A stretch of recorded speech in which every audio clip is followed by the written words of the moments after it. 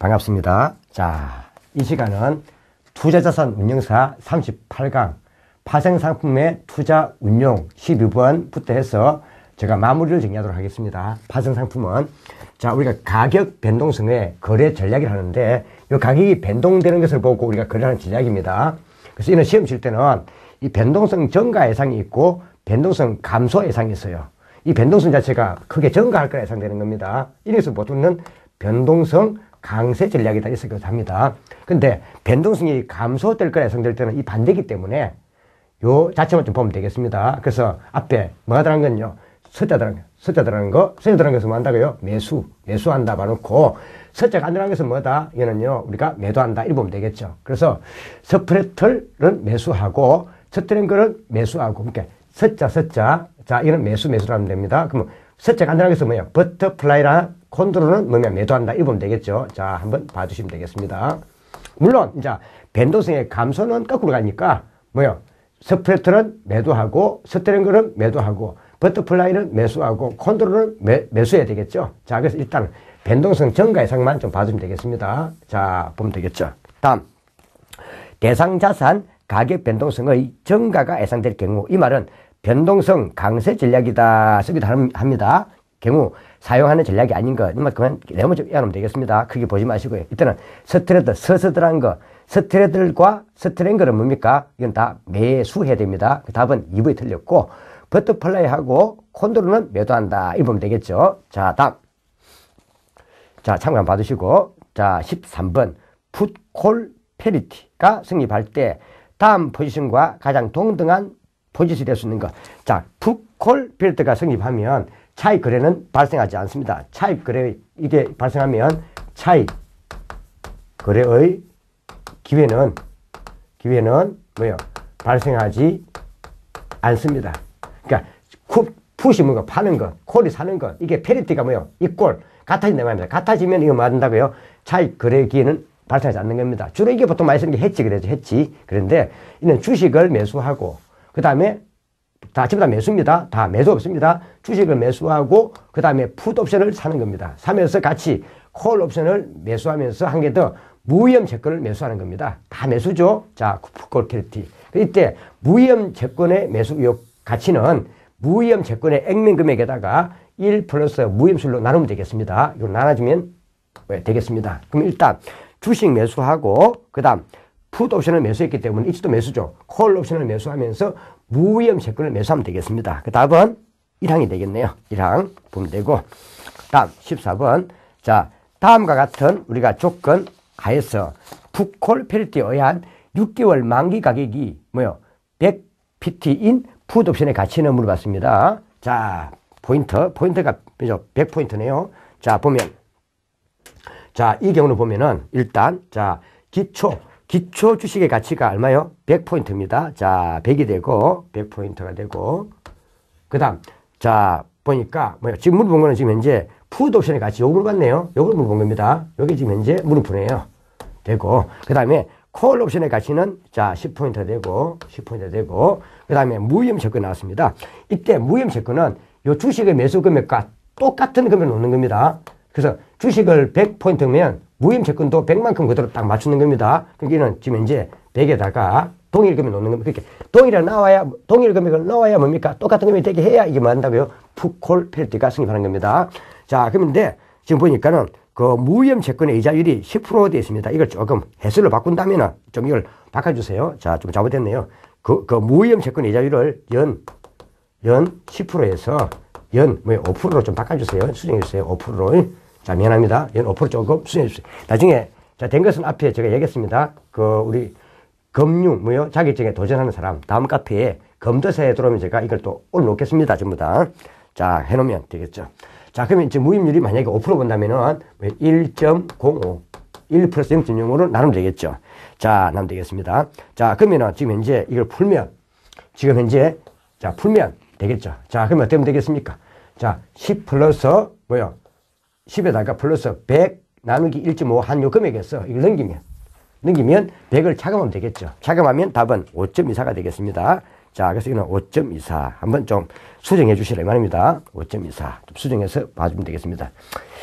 자, 정답도 한 개 더 해야 그냥 5.24로 봐주면 되겠죠. 자, 이건 조금 문제가 있는데, 정답도 좀 5점 이상으로 좀 한 개 고쳐주세요. 그래서, 보니까 지금 14번에 사망을 5.48을 5점 이상으로 수정해가지고 좀 봐주시면 되겠습니다. 자, 보고요. 자, 다음 15번. 옵션을 이용한 차익 거래에서 보기와 같이 포지션을 하는 전략을 물어봤습니다.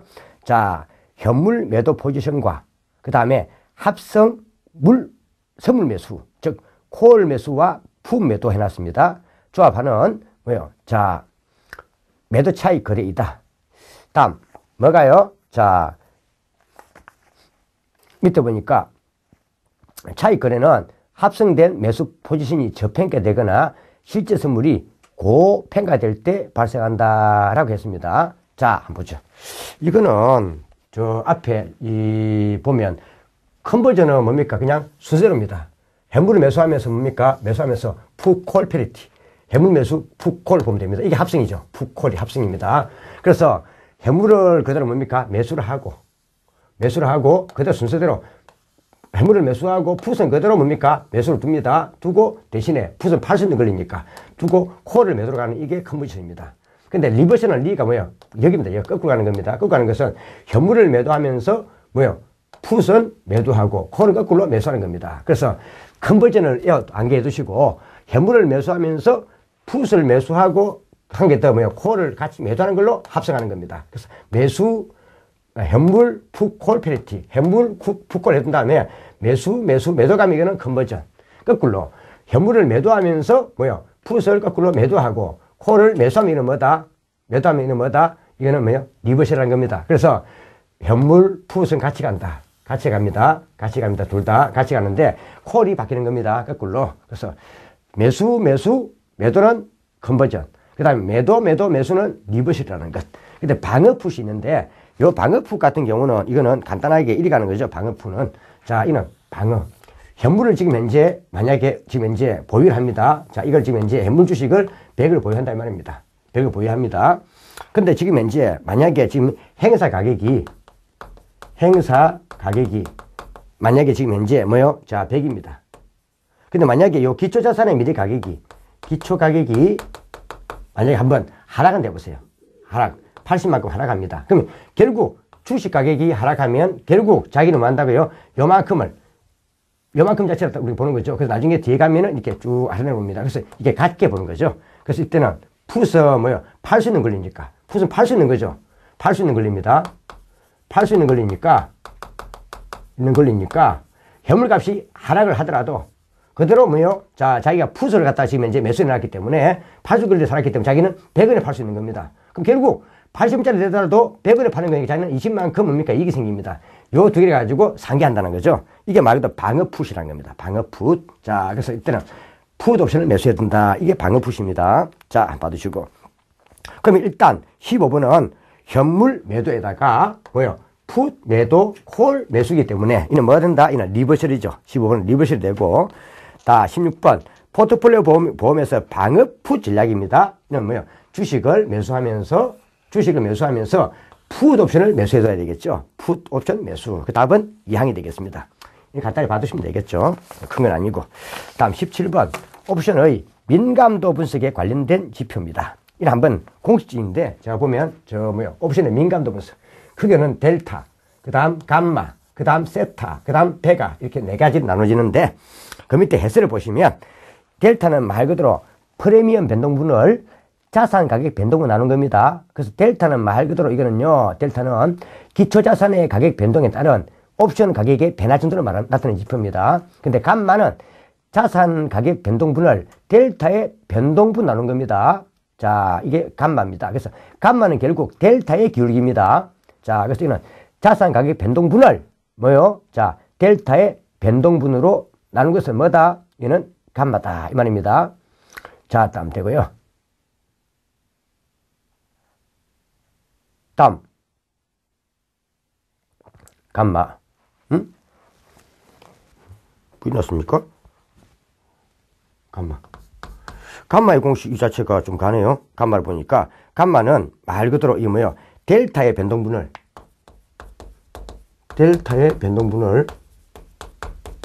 무엇으로요? 기초자산의 변동분으로 나눈 겁니다. 자산의 변동분으로 나눈 겁니다. 이게 감마입니다. 감마.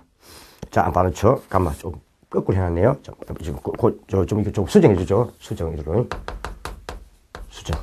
그 다음, 세타는 그대로 뭐요? 프리미엄 변동분을 시간의 변동분으로 우리가 뭐요? 세타는 그대로 나눈 거고, 베가는 프리미엄 변동분을 변동성의 변동분으로 나눈 겁니다. 자, 한번 받으시고 베가 나왔습니다.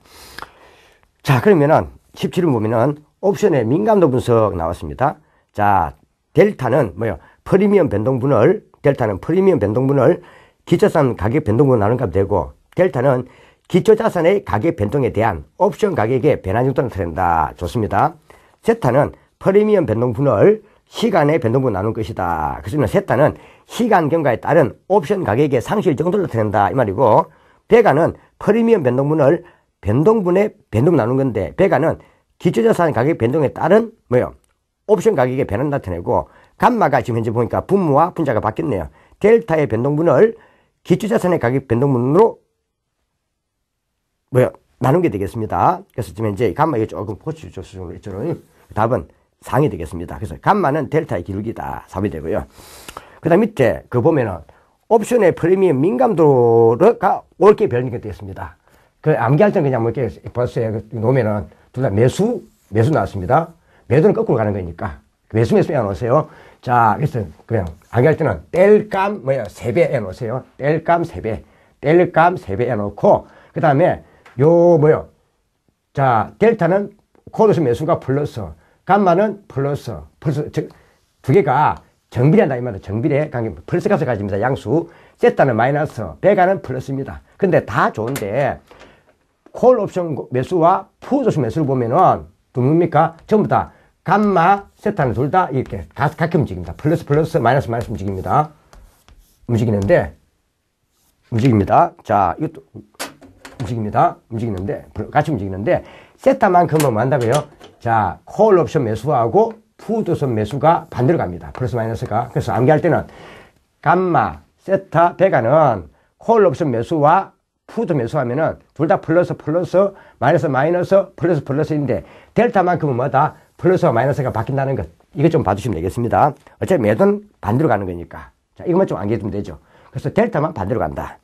그래서 프리미엄 민감도를 옳게 변경된 걸 해놨습니다. 보면 델타는 뭡니까? 콜 옵션 매입과 즉 매수와 풋 옵션 매수가 반대로 갑니다. 그 답은 1항이 되겠네요. 옳게 변경된 거니까.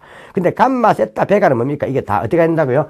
반대로 가는 것이 아니라 플러스, 마이너스, 플러스 같이 가야 됩니다. 그래서 답은 1번이 되겠네요. 이것만 좀 봐주시면 되겠습니다. 이는 시험에 어렵게 안 내고 간단하게 요 관계를 묻는 거니까 좀 봐주시면 되겠습니다. 그래서 요 관계 요 가지고 좀 한 번씩 놓을 수 있는 거니까 좀 별밤 쳐주시고요. 자, 이렇게 해서 우리가 파생상품 투자 운영이 끝났는데, 파생상품 자체는 여러분들 앞에 뭐 크게는 너무 어렵게 생각하지 마시고요. 좀 파생상품 자체가 조금 복잡하다 보니까 이렇게 노는데, 주로 제가 한 2주에서 정리를 하시면은 파생상품은 괜찮겠습니다. 되겠습니다. 자, 이제 우리가 그 8장 투자 운용 결과 분석 나왔습니다. 이 투자 운용 결과 분석은 좀 우리 앞에 많이 공부했고 좀 쉽기 때문에 이 투자 운용 결과 분석 여러분들이 좀 잘 정리를 해두셔서 이제 좀 여러분들 많이 맞춰줘야 됩니다. 그래서 이건 조금 다른 분에 비해서 좀 쉽습니다. 8장은. 자, 그래서 투자 운용 결과 분석 8장 보도록 하죠. 자, 1번에 보면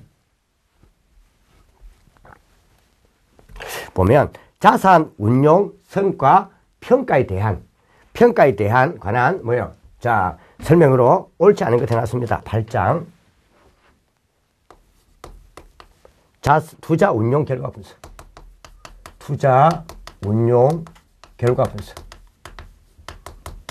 을 하겠습니다. 투자를 한 운용 요 결과를 이제 분석해 보는 겁니다. 얼마나 운용자가 잘했는가 하는 성과, 투자 운용 결과는 이제 한 분석해 보는 겁니다. 자, 1번. 이건 좀 쉽기 때문에 그냥 제가 좀 빠르게 진행해 나가겠습니다. 자산 운용 성과 평가에 관한 설명으로 옳지 않은 것은, 자, 운용 성과는 운용 과정에서 행한 의사결정 및 시장 상황 등을 종합적으로 고려한 성과라면 당연한 말이고요. 성과를 평가한다는 말은 우리가 수익률과 위험이나 포트폴리오 구성을 포함한 운영 과정 전체를 고려한 성과를 평가하는 행위다. 그 다음에 성과 평가는, 자, 평가 주체별로 성과의 활용 목적에 따라 다양한 평가 방법을 선택하여 활용해야 되고, 성과 평가는 투자 프로세스 단계 중 가장 첫 번째가 아니라 가장 마지막 단계입니다. 우리가 프로세스 운영 과정은 다 뭐예요? 운영 계획을 수립하고, 운용에 대한 계획을 수립하고, 그 다음에 뭡니까? 말도 운용을 하겠죠. 자, 운용을 실행하고, 그 나중에 이제 뭐, 마지막으로 제가 뭐요? 성과를 평가합니다. 성과 평가한다. 뭐, 플랜 2C 쓰기도 하죠. 플랜 2C. 그죠? 나갑니다. 그래서 성과 평가가 운용 프로세스에서 가장 마지막 단계가 됩니다. 그 4번이 틀렸고, 이런 거 어려운 거 아니니까 보면 되겠습니다. 자, 다음. 운용 성과의 평가를 위한 운용 자산의 회계 처리에 관한 설명으로 틀린 것은, 이건 좀 봐주셔야 됩니다. 2번은 좀 봐주셔야 되겠습니다. 2번. 자, 제일 먼저 우리가 뭐야? 이거는 공정가치 평가 기준이 있습니다. 이거는 투자 자산. 밑에 해설에 있죠? 의 회계 처리에 보면. 제일 먼저 뭐 한다고요? 공정가치로 평가한다. 가치로 평가하고. 가치 평가 기준 쓰고. 말 그대로 우리가 시장 가격을 하되, 이거는요, 시장 가격이 원칙입니다. 시장 가격을 하는 것이 원칙이 맞습니다. 원칙으로 하고. 나중에 시장 가격 자체가 좀 어려울 때, 이때는 뭘 한다고요? 차후를 하는 것이 이론 가격입니다. 이론 가격. 그러니까 시장 가격 자체가 좀 활발하지 않은 경우,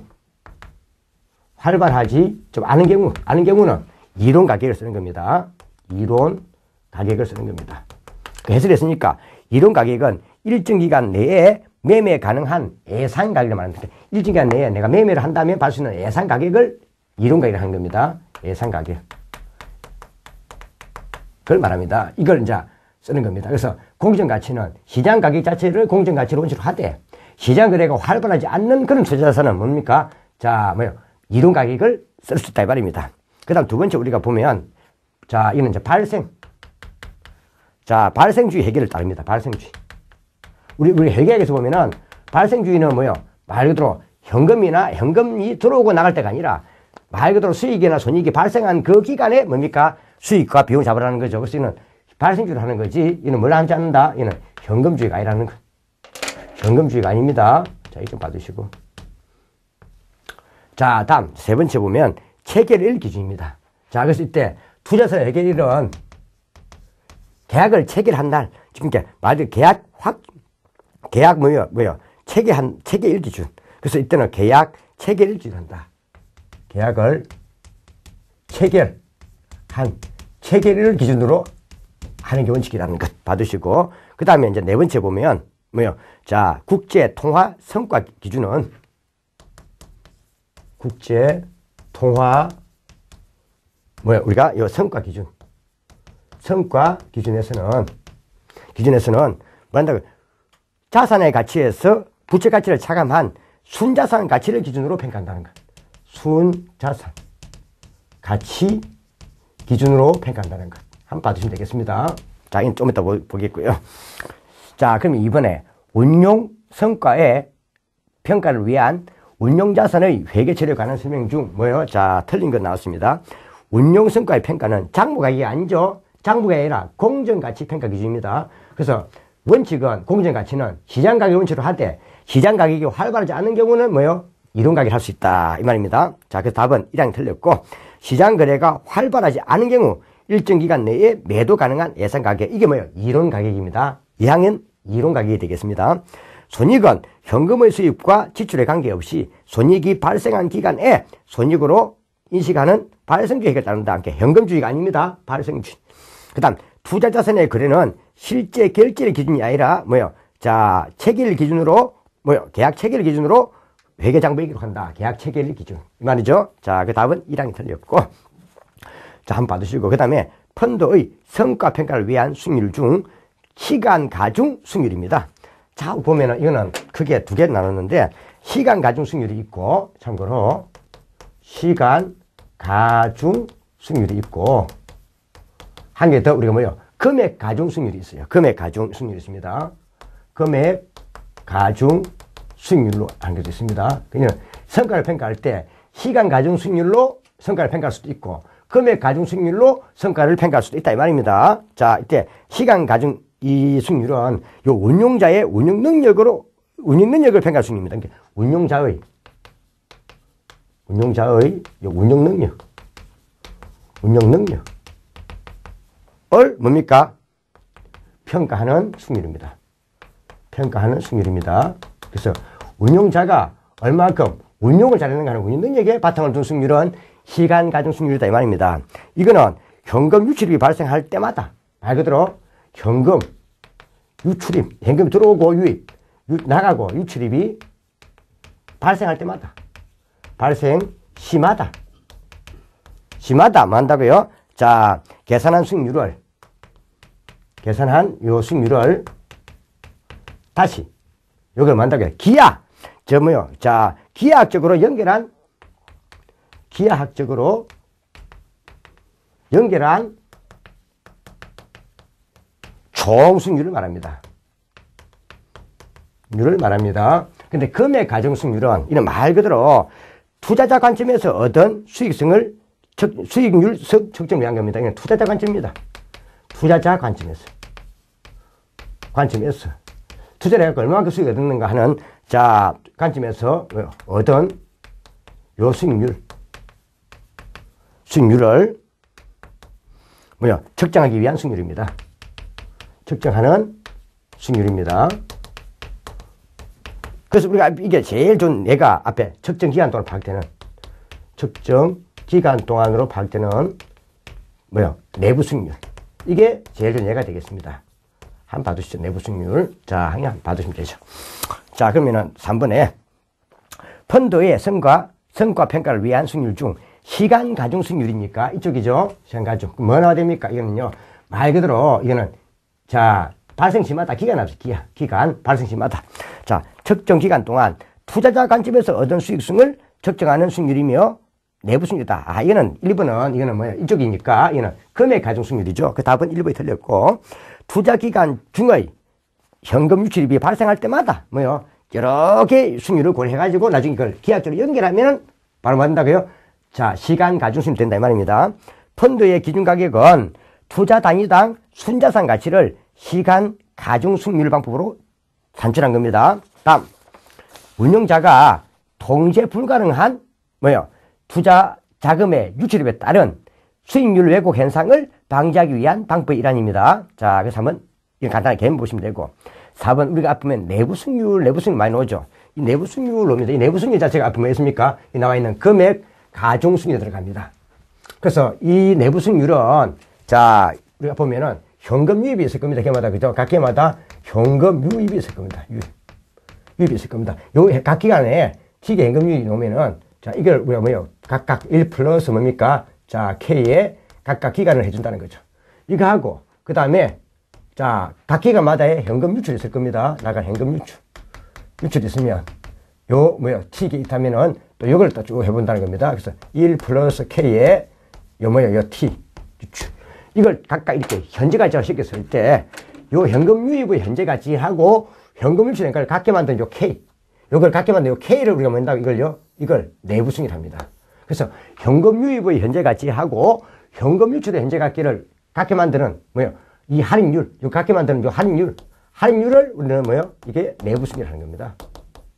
내부 수익률 하는 겁니다. 그래서 내부 수익률은 이는 말 그대로 이는 기대 수익률에 속합니다. 기대 수익률입니다. 그러면 현금 유입의 현가하고 현금 유출의 현가를 같게 만드는 거니까 현금 유입의 현가와 현금 같다면 현금 유입의 현가에서 현금 유입의 현가를 뺀 값이 순현가이기 때문에 결국 이거는요 순현가를 0으로 그 다음에 현금 유입의 현가를 나눈 값이 수익지수니까 수익성지수를 1로 만드는 바로 할인율이 바로 뭐다? 내부 수익이다 이 말입니다. 그래서 만약에 이때 만약에 이 말이죠. 이게 만약에 우리가 기억이고 이게 만약에 니은이 한다면 기억 빼기 니은이 뭐다? 순행가란 말이에요. 기억 빼기 니은이 순행가니까 결국 이 두 개 같다면은 순행가가 0이 되고 그 다음에 수익지수는 뭘 말하는 거죠? 그는요 기억을 니은 나눈 값입니다. 나눈 값이니까 결국 기억과 니은이 같다면은 약분하면 수익이 1이 되잖아요. 그래서 현금 유입의 현가와 현금 실행가를 갖게 만드는 수익률이 내부 수익률이다. 또는 순행가를 0으로 또는 수익률을 1로 만드는 할인율이 바로 뭐다? 내부 수익을 한단 말입니다.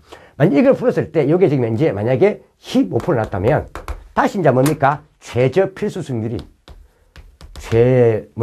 최저 필수 수익률이 요구 수익률과 비교해 봅니다. 이게 자본 비용, 요구 수익률이 자본 비용이죠. 자, 자본 조달할 때 비용 나옵니다. 이게 만약에 지금 현재 적어도 이게 뭐 된다면요. 자, 최소 우리가 이게 한 15점 된다면은 여기다 크죠. 이러면 투자한다 이 말입니다. 그래서 최소한 요 요구 수익률보다는 내부 수익률이 뭡니까? 같거나 커야 투자로 채택되는 겁니다. 자, 이게 구하는 법이 내부 수익률이다. 그래서 4번 다음 내부 수익률에 관한 설명을 틀린 것은 내부 수익률은 현금 유입의 현재 가치하고 현금 유출의 현재 가치를 같게 만드는 할인율이다. 내부 수익률은 금액 가중 수익률이며 그 다음 순현재 가치를 0이 되게 하는 할인율이다. 여러 개의 배타적 투자들 중에서 우선순위를 결정할 때는 내부 수익률이 큰 수수부터 선택하면 되겠다. 그 다음 내부 수익률이 요구 수보다 크답니다. 요 내부 수익률이 요구보다 크다면 일단 뭡니까? 투자로 채택될 수 있는 거죠. 자, 투자로서 타당성이 없다고가 아니라 투자로서 타당성이 있다고 판단한다. 이래 되겠죠. 다음 5번. 자, 다음 중 운용사의 수익률을 측정할 때 문제점을 볼 수 없는 것. 그 밑에 한번 보죠. 자, 해설에 운용사의 수익률의 측정이 문제점입니다. 이건 어려운 건 아니니까. 대표 펀드의 문제입니다. 대표 펀드의 문제. 자, 대표 펀드만으로 예를 들어 인덱스 펀드가 이런 게 인덱스 펀드라면 이런 대표 펀드만으로 뭡니까? 전체 펀드의 성과를 판단하는 것은 좀 오류가 있다는 겁니다. 그래서 대표 펀드를 뭘 정했냐에 따라서 달라지기 때문에 그 다음에 생존 계정의 오류. 예를 들어서 지금 현재 여러 펀드를 구성할 때 실적이 나쁜 펀드는 벌써 제외시켰을 겁니다. 실적이 좋은 나쁜 펀드를 제외시키기 때문에 남아있는 거는 실적이 좋은 펀드만 남아있습니다. 그러니까 실적이 좋은 그 펀드만으로 수익률을 평가하면 당연하게 실적이 좋게 나타남에 따른 오류가 생긴다는 거죠. 이걸 생존 계정의 오류라는 겁니다. 그 다음에 성과의 이전 가능성입니다. 예를 들어서 예전에 일을 했던 사람은 펀드 매니저가 있었는데 그 펀드 매니저가 이직을 하거나 또 다른 데로 갔다면은 그 펀드의 운기에 따라서 수익이 다를 수 있기 때문에 이런 것이 바로 성과 이전의 가능성이고 그 다음에 시간에 따른 성과 변동의 문제. 따라서 말하면 이때 성과를 측정할 때 기간은 1개월 잡느냐 1년 잡은 따라서 차이가 날 수 있다는 거죠. 이런 문제가 우리가 운용사의 수익률 측정의 문제점입니다. 그럼 볼 수 없는 걸 해놨으니까 답은 뭐가 되겠습니까? 사망. 전체 펀드로서 전체 펀드 성과가 아니라 대표 펀드로서 전체 펀드를 성과에 따른 오래돼야 되겠죠. 그 답은 사망이 되겠네요. 이게 바로 이 사망이 대표 펀드의 문제. 전체 펀드로서 전체가 아니라 대표 펀드로서 전체 펀드의 성과를 판단에 따른 오류가 생깁니다. 답은 3번이 되겠군요. 봐주시면 되겠고요. 다음. 자, 6번. 자, GIPS. 그죠? GIPS. 우리 앞에 공부했습니다. 이 GIPS 나왔죠? GIPS 나왔는데, 이 GIPS가 바로 뭐라고요? 국제 통화 성과 기준입니다. 국제 통화 성과 기준. 자, 그래서 국제 통화 성과 기준에서 권고하고 있는 통합 계정에 관한 설명으로 적절하지 않은 것도 있습니다. 자, 통합 계정은 유사한 그룹별로 운영되는 다수 포트폴리오의 집합체이고 통합 계정 수익률은 세부 기간별로 수익률을 기하학적으로 연결했습니다. 자, 이거는 세부 뭔다고요? 자, 지금 이제 수익률을 기간별 수익률을 기하학적으로 연결했습니다. 그 이유는 뭐가 되겠습니까? 자, 금액 가중이 아니라 이거는 시간 가중이죠. 자, 그래서 이거는 금액 가중이 아니라 이거는 시간 가중 수익률 해야 됩니다. 그래서 2번이 틀렸습니다. 다 좋은데 시간 가중 수익률 해야 됩니다. 기간 누적 수익률은 세부 기간별 수익률을 기하학적으로 연결하여 사용 방식이다. 같은 말이고 양의 사망은. 그 다음 앞에 얘기했지만 각 기간별 통합 계정 수익률은 각 펀드의 수익률을 기초자산 기초 순자산으로 가중 평균합니다. 기초자산 앞에 순자산 기초자산합니다. 기초 순자산합니다. 가중 평균한다. 답은 2항이 되겠고 한번 좀 참고 봐놓으시고요. 6번은 크게 중요한 건 아니라는 뜻입니다. 7번에 다음 중 기준지표의 바람직한 속성이 아닌 걸 물어봤습니다. 이 기준지표 이 자체가 말씀했죠. 벤치마크. 그죠? 이 벤치마크가 가장 이상적인 포트폴리오였습니다. 그 투자 성과의 판단 기준이 됩니다. 그래서 밑에 보면 한번 기준지표 특성 이걸 한번 봐놓으세요. 자, 명확해야 된다. 그러니까 벤치마크를 구성하는 투자 종목도 마찬가지, 비중도 마찬가지 정확하게 표시되어 있어야 됩니다. 자, 그 벤치마크에 여기에 투자하겠다 한 종목명, 그 다음 비중 몇 프로가 정확히 표시되어 있어야 되고, 투자가 가능해야 된다는 게 적극적인 게 뭐예요? 앞에 쓰면 액티브 운영이 아니라 운영을 하지 않을 경우 말이 뭐다?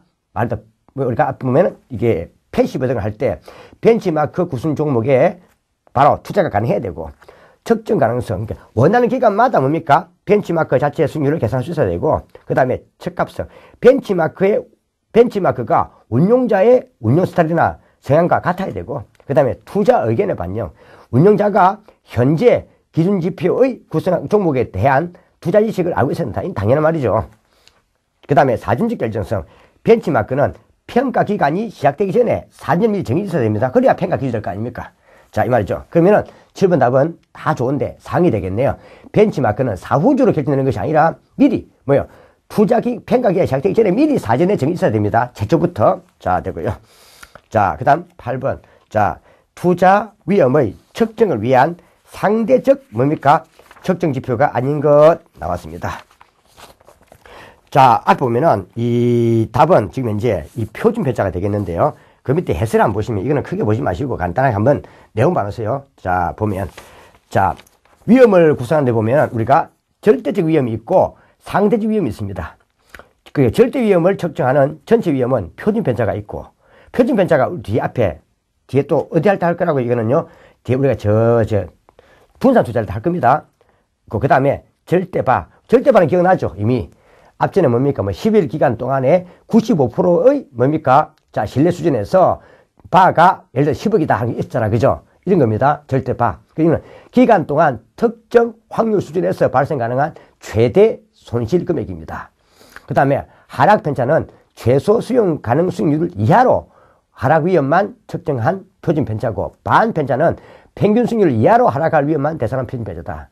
적자 위험은 수익률이 특정 수익률 이하로 하락할 가능성이고, 앞에 베타는 이미 한 거고 쭉 보시면 되겠는데, 일단 놔두시고, 이거는 뭘 좀 봐두시라고요?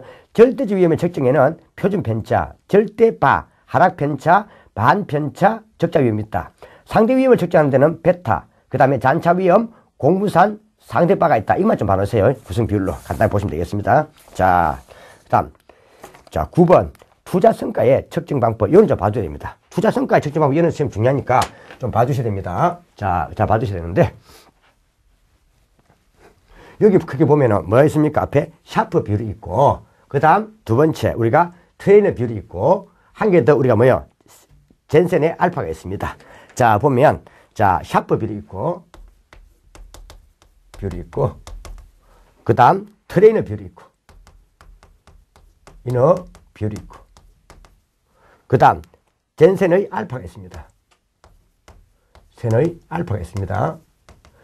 근데 이거는 전부 다 다 높을수록 뭡니까? 성과가 좋다 보는 겁니다. 자, 그 세 개 다 높을수록 성과가 좋은 겁니다. 그러면 샤프 비율은 그대로 앞에 보면은, 이거는요, 자, 이거는 앞에, 자, 우리가 포트폴리오의 수익률에서, RP 수익률에서 무위험률을 뺍니다. 무위험 뺀 다음에 다시 뭘 한다고요? 자, 지금 이제 총위험 자체 나눈 값이 됩니다. 나누게 됩니다. 그래서 이때 전제는, 이거는, 자, 총위험이니까, 총위험은 체계적 위험과 플러스 비체계 위험을 동시에 고려한 것이 됩니다. 그래서 이는 총위험, 체계적 위험과 비체계적 위험에 모두 관심이 있을 때 쓰는 것은 보통 샤프 비율입니다. 자, 그래서 이는 자본시장에서 도입됩니다. 자본시장에서 뭐예요? CML. 자본시장에서 이건 도입을 하고요. 자, 그 다음에 이 트레이너 비율은 앞에 보면은 이건 똑같은데, 포트폴리오에 포트폴리오의 우리 수익률에서 뭘 빼고요? 자, 앞에 무위험 수익률을 뺀 이거는 체계적 위험으로 나눈 겁니다. 체계적 위험. 즉, 베타계수 체계적 위험으로 나눈 겁니다. 근데 이거는, 자, 체계 위험만 고려합니다. 비체계 위험 고려 안 합니다. 그래서 이거는 뒤에 가면 정권시장선 있죠? SM에서 이런 도출됩니다. 그 다음에 젠센 알파는 그대로, 자, 이 자체는 알파는, 자, 포트폴리오 수익률에서 무위험률을 뺍니다. 무위험률을 빼고, 이게 다시 이제 뭡니까? 여기서 다시 또 작업하는데, 포트폴리오 베타 계수에다가 베타계수에다가 뭐야? 벤치마크 수익률 있죠? 벤치마크 수익률이 우리가 여기서 볼 때는 지금 현재 RB라 쓴 겁니다. 벤치마크 수익률에다가 다시 무임 수익률 뺀가. 요걸로 구해낸 겁니다.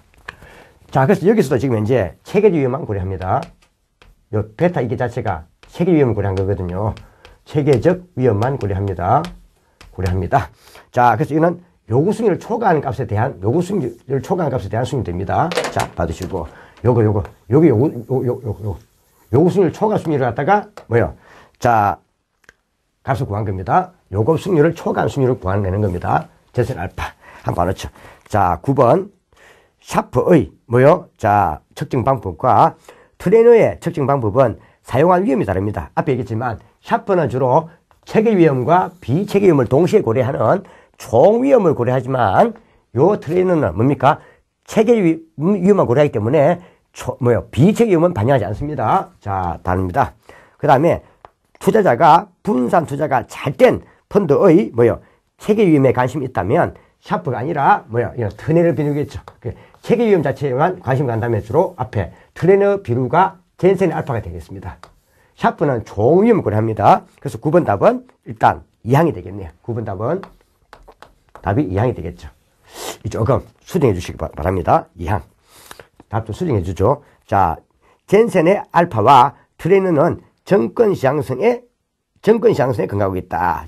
젠센의 알파하고 트레이너 비율은 뭡니까? 전부 다 SML 정권시장선에 바탕을 두고 있습니다. 바탕을 있습니다. 근데 샤프 비율만 뭡니까? 자본시장선 SML에 근거하고 있습니다. 다음, 젠센의 알파는 체계적 위험에 대한 요구 수익률을 초과 달성한 수익률의 절대값. 요것에 뭡니까? 절대값으로 본다 이 말입니다. 자, 다음 한번 보시고 이건 한번 조금 어려운 건 아니지만 간단하게 좀 개념만 한번 잡아놔야 됩니다. 개념만 잡아두면 되겠습니다. 자, 10번. 다음 자료를 할 때 연간 한번 샤프 비율 한번 풀어보세요. 해놨습니다. 요거 풀어보세요. 이 말이죠. 샤프 비율. 요거 풀어보라. 이 말입니다. 자, 보니까. 근데 이거는 지금 이제 주진 자료는 월이네, 월. 그죠? 근데 이걸 연간으로 바꿔보라. 이 말입니다. 그냥 바로 이게 연 같으면 간단한데 이걸 한번 이걸 월로 줘놨기 때문에 일단 월 평균 펀드 수익률은 포트폴리오 수익률은 1%입니다. 1%에서 마이너스. 자, 지금 현재 월 평균 무염률은 0.4%. 0.4% 뺍니다. 빼는데 지금 이제 이게 월이니까 다시 곱하기 10일 해줘야 되겠죠. 그래야 뭘 바뀐다고요? 연으로 바뀝니다. 자, 그런데 지금 현재 요 표준 편차가 바로 뭐예요? 총 위험을 나타내는 앞에 절대적 평가의 절대적 뭡니까? 절대적 위험의 측정 지표입니다. 그래서 총 위험에 우리가 표준 편차 얼마요? 자, 0.2가 나왔습니다. 나오는데 앞쪽에 기억나죠? 자, N 기간에 뭡니까? N 기간을 바꾸려면은 다시 뭡니까? 이따 기간에다가 루트 기간 해줬는다 했죠? 그럼 이거는 10일 바꿔야 되기 때문에 10일 하면 되겠습니다. 이렇게 풀면 이는 뭐요? 자, 답은 0. 뭐요? 자, 답이 풀면 10.4가 나오겠네요. 10.4. 이런 것들 좀 한번 참고 봐놓으세요. 참고를. 푸는 건 내가 한 거지. 이런 시험에 크게 이렇게 계산 문제 이렇게 잘 안 내기 때문에 참고를 보면 되겠습니다. 자, 그럼 답은 이거는 4번이 되겠네요. 그래서 이것도 조금 해줘. 그래서 지금 보니까 9번하고 요 10번이 조금, 정답이 조금 잘못됐네요. 그 9번 답을 정답을 2번으로 해주고, 10번 답을 정답을, 4번으로 좀 바꿔주십시오. 수정으로. 자, 바꿔줘야 되겠네요. 좀 잘못됐네요. 죄송합니다. 나중에 뒤에 또 올려놓으면 되겠습니다. 11번 다음 자료에 와요. 젠센의 알파를 한번 계산해 보세요. 했습니다. 그때는 이러면 되겠네요. 자, 지금 현재 시장 연평균 수익률이 얼마요? 자, 보니까는 자, 9%. 이 시장 연평균 수익률, 이게 바로 뭡니까? 벤치마크 수익률이에요. 벤치마크 수익률. 그러니까 포트폴리오 수익률이 얼마? 15%. 포트폴리오 수익률이 15%고, 무염률이 얼마요? 4% 되고, 그 다음에 우리가, 자, 베타가 뭐예요? 1.4. 1.4가 되고, 그 다음에 앞에 벤치마크 수익률, 이게 바로 시장 연평균 수익률. 연평균 이게 벤치마크죠. 평균, 여기 9%. 그 다음, 무염률이 그대로 4%. 이걸 풀면 되겠죠. 그래서 계산해보면 답은 뭐요? 4% 나오겠습니다. 4%. 정답은 1번. 이렇게 되겠습니다. 자, 한번 봐주시고요. 그래서 이건 크게 어려운 건 아니니까, 여기는 계산 문제 보면 인도 봐놓고, 이 앞에 샤프율도 그냥 이렇게는 안 주고요. 그냥 바로 그냥 연간을 주면 쉽죠. 연간 포트폴리오 수익률이 예를 들어서 10%다. 무임률이 4%다. 표준 변자의 총위험은 예를 들어서 뭐 0.1 주면 바로 풀면 되겠죠. 이건 제가 한번 간단히 한번 조금 바꿔놓은 거고요. 이런 식으로 이렇게 안 나오고 그냥 바로 줍니다. 연으로 주기 때문에 한번 봐주시면 되겠습니다. 자, 이렇게 해서 우리가 8장은 좀 쉬우니까 계산 문제 초점 너무 두지 마시고 좀 쉬우니까 한번 이 8장은 좀 잘 봐두셔야 됩니다. 시험 어렵게 내는 건 아니고요. 봐두셔야 됩니다. 자, 여기까지 하고 좀 쉬었다가 자, 거시 경제 분석을 하도록 하겠습니다. 자, 수고하셨습니다.